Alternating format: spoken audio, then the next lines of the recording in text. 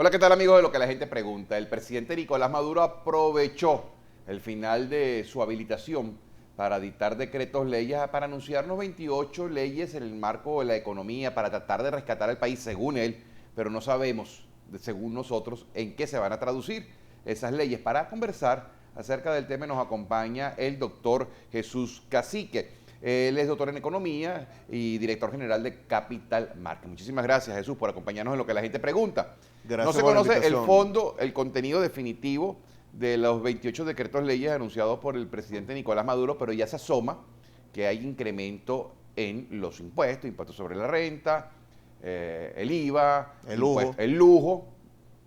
¿Qué esperamos? Sí, un paquetazo del presidente Nicolás Maduro cerrando el año. Básicamente tres vertientes son las consecuencias. En primer lugar, el gobierno requiere de recursos fiscales. Es una reforma fiscal muy fuerte y muy draconiana para todos nosotros los venezolanos y para el sector productivo en Venezuela. Un sector privado que está atravesando por una situación alicaída, diezmada, muy difícil. En primer lugar, cómo recaudar impuestos cuando tú produces menos. Las expropiaciones, las confiscaciones le han causado un gran daño al aparato productivo en Venezuela, al empleo. Entonces ahí va a tener un problema también el gobierno central en el tema de recaudación, porque esto impacta de forma directa en la estructura de costos. Si José Vicente tiene una empresa, te incrementan los impuestos o te establecen nuevos impuestos, tú tienes que incrementar precios para compensar, ¿verdad?, los costos que van a incrementar. La gran pregunta es cómo vas a aumentar precios con una ley de precios justos. Esa es la gran interrogante, porque si tú aumentas precios, ¿verdad?, entonces estás incentivando, estás propiciando la guerra económica, estás en contra del gobierno, te pueden multar, te pueden cerrar la Santa María, porque en Venezuela prevalecen dos tenazas que entraron en vigencia en el año 2003, que es el control de cambio y el control de precios. Entonces, impuesto al lujo, eso es un término muy amplio, tendríamos que ver la Gaceta Oficial a qué llaman al lujo, porque la migración en Venezuela ha sido impresionante.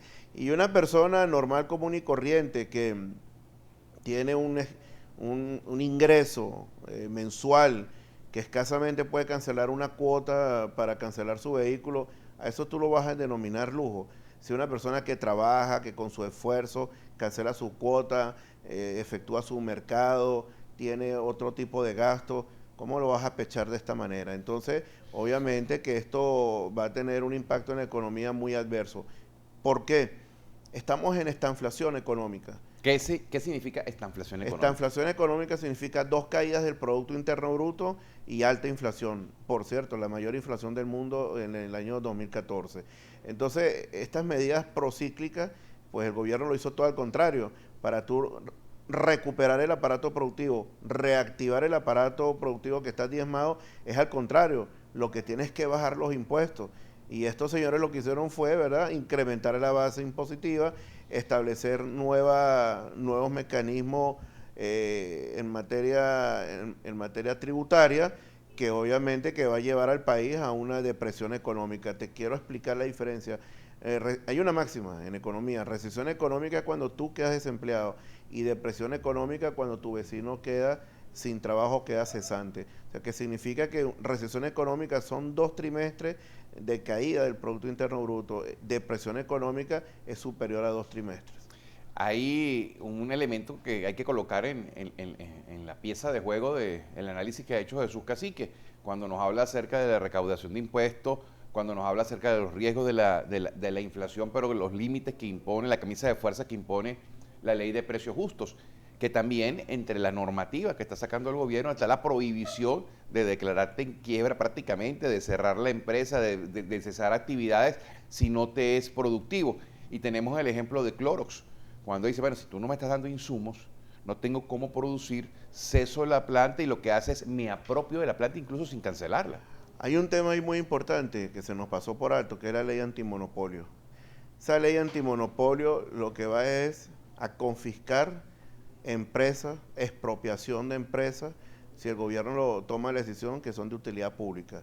Entonces, si tú estableces una ley antimonopolio, ¿verdad? Que en teoría tiene como objetivo y finalidad incentivar o fomentar la inversión extranjera directa.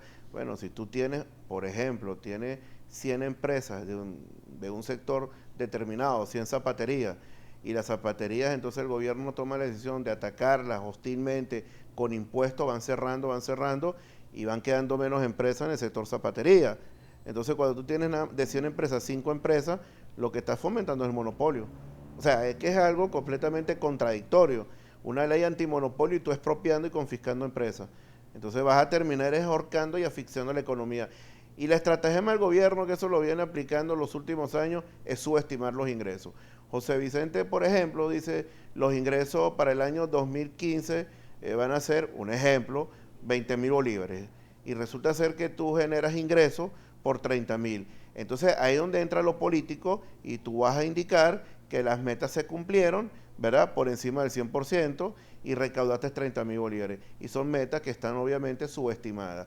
Pero si tú te vas en términos reales y estableces las cifras reales de la economía, pues no eran 30.000 bolívares lo que tenías que recaudar el gobierno, sino un ejemplo, 50.000 o 60.000 bolívares. Entonces ahí tienes un problema también, ¿verdad? En términos políticos bien importante, porque es el mensaje del gobierno que está cumpliendo con las metas. Entonces el presupuesto, para conectarlo con el presupuesto del año 2015, un presupuesto, José Vicente, que sinceramente no sé cómo lo aprobaron. Es un presupuesto insostenible, inviable, ¿Por qué? con una serie de fallas. En primer lugar, el próximo año es un año electoral. Okay. Cuando tenemos un proceso de elecciones, el gobierno abre las compuertas e inyecta liquidez al mercado. Y si tú inyectas liquidez en el mercado y tienes escasa oferta o escasa producción y la demanda es mayor, es inflación. En segundo lugar, el gobierno no ha demostrado en ningún momento disciplina fiscal. Al contrario, tenemos un déficit fiscal que debe estar este año cerrando en el orden de 16, 18% del Producto Interno Bruto y el próximo año debe estar en el orden del 23% el déficit fiscal. Y la liquidez monetaria, 65% ha crecido interanualmente. Interanualmente, octubre del 2014, octubre del 2013. Bueno, ¿cómo vas a batir tú la inflación con estas dos variables que el gobierno no controla? Entonces, indisciplina fiscal, indisciplina monetaria y un año electoral, devaluación para el primer trimestre del año 2015 e incremento del precio de la gasolina, porque un gobierno que tiene un problema de caja bien importante por la caída del precio del barril petróleo. ¿Cómo vas a establecer, José Vicente, en el presupuesto una inflación entre el 25 y 30%? Por cierto, el presidente anunció que el país aplaude que aumenten la gasolina. Probablemente desde el punto de vista sensato, la gente dice, bueno, la gasolina es muy barata en Venezuela, pero cuando tú contrastas con lo que es muy caro en Venezuela, a lo mejor la gente no está diciendo aumentenme la gasolina, sino rebájame los demás precios. Una de las características que ha tenido este gobierno es que todo lo que es incremento lo calla. La tarifa eléctrica la triplicó prácticamente y nunca lo anunció. O sea, como que si yo no lo digo, la gente no se da cuenta. Incluso el paquetazo no hubo cadena. El paquetazo fue, nosotros lo pudimos observar, fue a través de Venezolana Televisión, pero no lo hizo en cadena porque obviamente va a haber un rechazo de los adeptos al gobierno de una forma bien importante. ¿Cuáles son las medidas que tiene que aplicar el gobierno? Dice que quiere atraer la inversión extranjera, pero si tú no puedes repatriar capitales, porque tienes un control de cambio y si tú compras $1 es un pecado y es un delito, ¿quién va a meter su dinero en Venezuela para después verlo preso en Venezuela? ¿Cuáles son las medidas para salir de esta situación económica? Bueno, en la historia económica, José Vicente, desconozco que alguna central obrera apruebe un incremento de precios de cualquier índole. Que la central obrera apruebe el incremento del precio de la gasolina, bueno, entonces será una central obrera capitalista, porque la central obrera siempre están en contra de incremento de precios. Inéditamente están de acuerdo y apoyan al presidente Nicolás Maduro en el incremento del precio de la gasolina. En segundo lugar, para fomentar la inversión extranjera directa, tienes que tener reglas de juego claras, tienes que tener un marco de seguridad jurídica bien preestablecido. Venezuela, yo no sé cuántas leyes hay, ¿verdad? Pero es extremadamente difícil toda esta burocracia para poder establecer un negocio en el país. Y es muy importante tu pregunta. Acaba de salir, por cierto, el informe de Doing Business del año 2015, en el informe del Doing Business para el año 2015 establece que América Latina, excluyendo a Venezuela, se requieren 8 procedimientos y 12 días en promedio para aperturar un negocio, para tú establecer una empresa o una unidad productiva en el país. En Venezuela se requieren 17 procedimientos burocráticos y 144 días.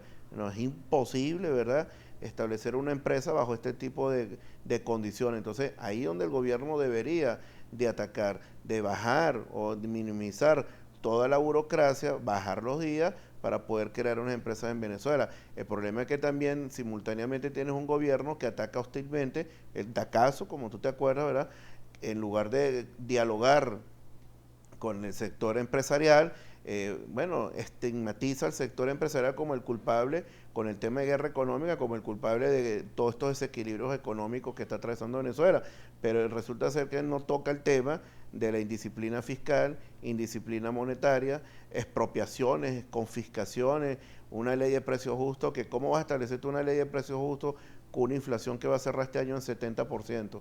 Luego, hay precios que están rezagados, que el gobierno a través del SUNDEI ha venido aprobando una serie de providencias, pero están rezagados los precios. Entonces, ese es el problema también de escasez y desabastecimiento que está atravesando el país. Y el socialismo del siglo XXI, que es una zambumbia, ¿verdad?, es la ideología arcaica y primitiva del gobierno central, donde no comulga con el sector privado. Incluso el sector público, los últimos 3 años, ha venido desplazando al sector privado en la economía de Venezuela. Ese es el objetivo y el desideratum del gobierno, que el sector público tenga cada vez más presencia sobre el sector privado del país. Pero si tiene más presencia y no es eficiente, el resultado definitivo es escasez, alto costo de la vida y malestar social. Si tú incrementas los impuestos, así sea en un punto del IVA, vamos a poner que subas el IVA, pareciera que lo van a subir de 12 a 15, pero uno no sabe si es general o para algunos aspectos en particular. O sea, hay que esperar la caseta oficial para poder ver. Suben de 12 a 15. Oye, es un 3 puntos que le cuesta al bolsillo el que está pagando al final, al último de la cadena, que termina siendo el ciudadano común y corriente. En una economía inflacionaria, con un rezago en los salarios, con una moneda que prácticamente se maneja en el paralelo y que se dispara de mes a mes, meterle más la mano en el bolsillo del ciudadano es una bomba de tiempo. Oye, el gobierno infiere de forma adversa y tal muy equivocado que incrementando los impuestos van a recaudar más recursos.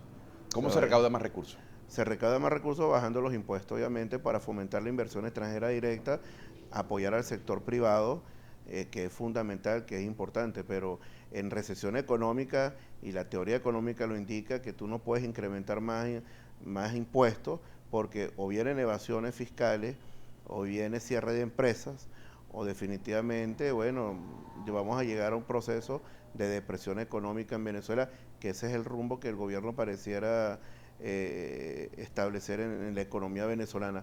Luego en el presupuesto, ya que estamos hablando del presupuesto, José Vicente, establecieron la inflación entre un 25 y un 30%. Absolutamente irreal. Caramba, eso es una utopía totalmente. El próximo año vamos a cerrar con una inflación de 3 dígitos, del 100%. Recuerda que ¿Por qué se puede Venezuela, vaticinar eso? bueno, por lo que te dije, la indisciplina fiscal, la indisciplina monetaria y el factor de las elecciones, el incremento del precio de la gasolina y la devaluación.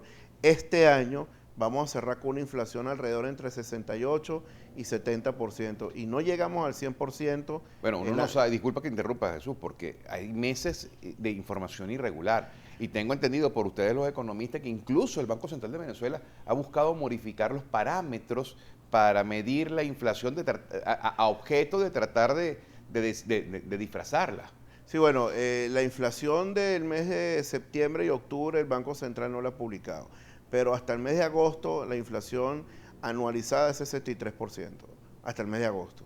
O sea que todo indica, ¿verdad?, que vamos rumbo a una inflación de 68, 70%. El único país en América Latina, José Vicente, no hay otro país que retenga la cifra, oculte la cifra a los ciudadanos, es el Banco Central de Venezuela.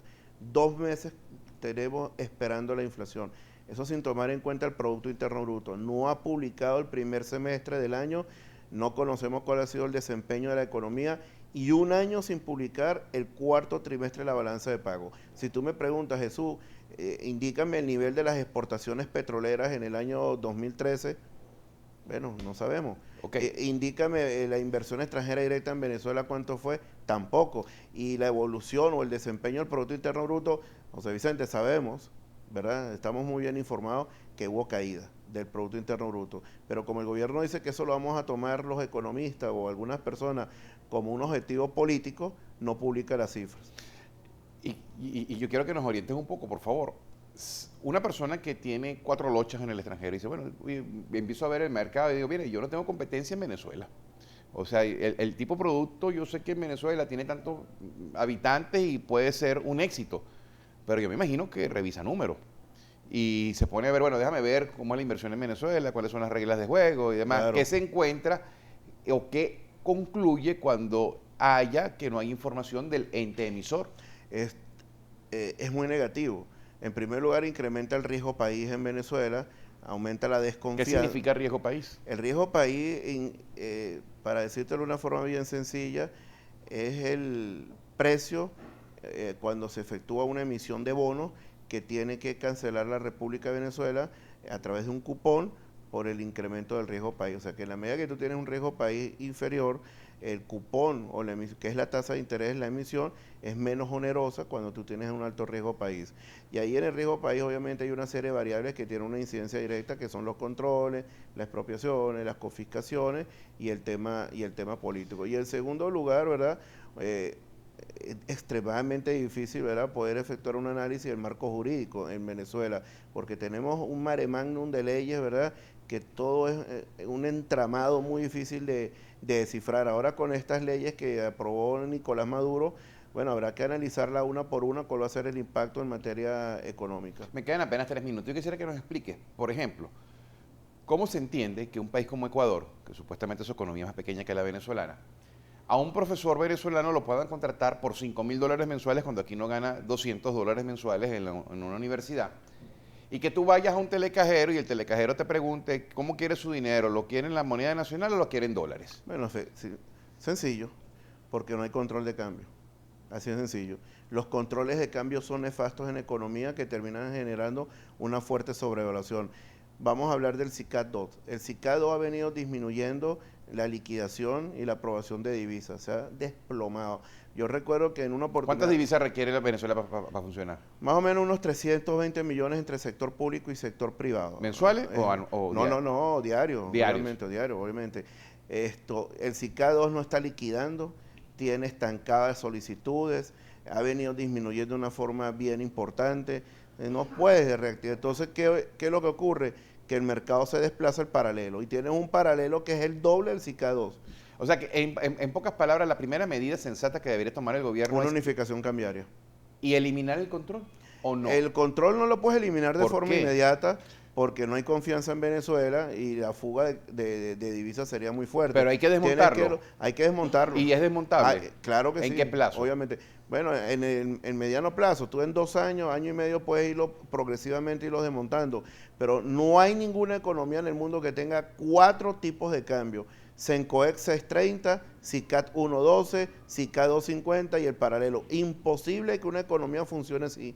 ¿Por qué? Porque los empresarios que no obtienen divisa en SICAD 1 van a SICAD 2, y si tampoco obtienes divisa en SICAD 2 vas al paralelo. Ahora, ¿cómo ajustas tu precio, verdad, comprando en el paralelo al doble de SICAD 2? Se me acaba el tiempo, me resta apenas un minuto. ¿Qué vislumbra, Cacique, para lo que queda del año, el mes y medio que queda del año? Sí, bueno, yo estimo que la inflación, como te indiqué, vamos a cerrar en 68, 70% en contracción económica.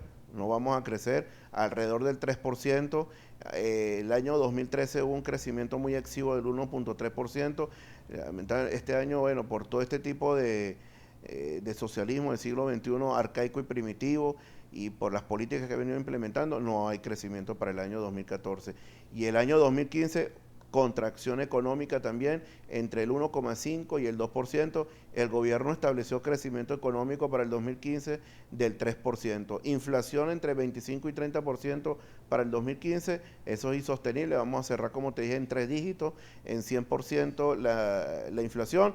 Y el tipo de cambio, el gobierno de forma inédita colocó 6.30. O sea, no estableció una evaluación. Yo recuerdo que hace 2 años dijeron, no vamos a evaluar y llevaron el 4.30 a 6.30. Se me acabó el tiempo y la escasez, ¿se acabará? No la ha publicado el Banco Central de Venezuela, pero la única forma de poder abatir la escasez es incrementando precios. Es una pregunta muy interesante, José Vicente, porque para bajar la escasez tenemos que experimentar lamentablemente una mayor inflación y un ajuste de precios en el mercado. Esto significa que el 2015 para nosotros los venezolanos va a ser un año muy difícil y muy duro para todo el país. Muchísimas gracias, Jesús. Jesús Cacique, Gracias, José doctor Vicente. en Economía y director general de Capital Market, por habernos acompañado, y a ustedes, amigos, por haber estado presentes aquí en Lo que la gente pregunta.